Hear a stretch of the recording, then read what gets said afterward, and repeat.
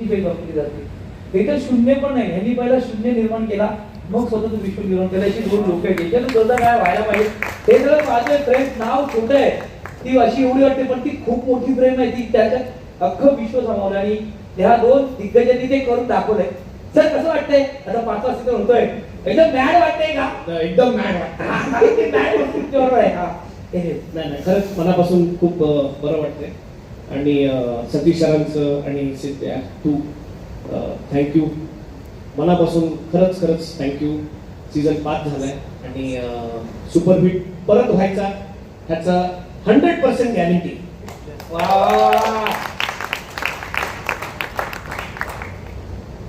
हा काय? हा भाई मेन म्हणजे हे ह्या दोघांना बोलायशिवाय होणारच नाही.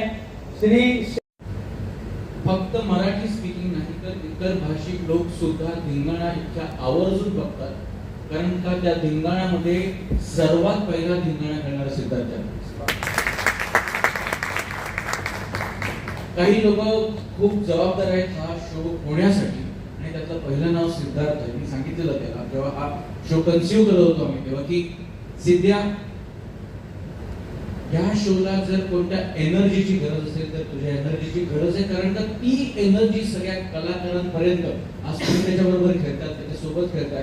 तुम्हाला कळलं असेल की तो तुम्हाला काय एनर्जी देतो, ज्याच्यामुळे तुम्ही ती एनर्जी परत देता. तीच एनर्जी टेलिव्हिजन सेटवर सगळ्यांना दिसतेय.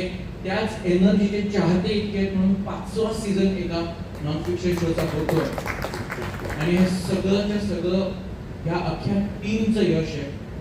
सिद्ध्याच्या मागे जी स्टार प्रवाहाची संपूर्ण क्रिएटिव्ह टीम आहे,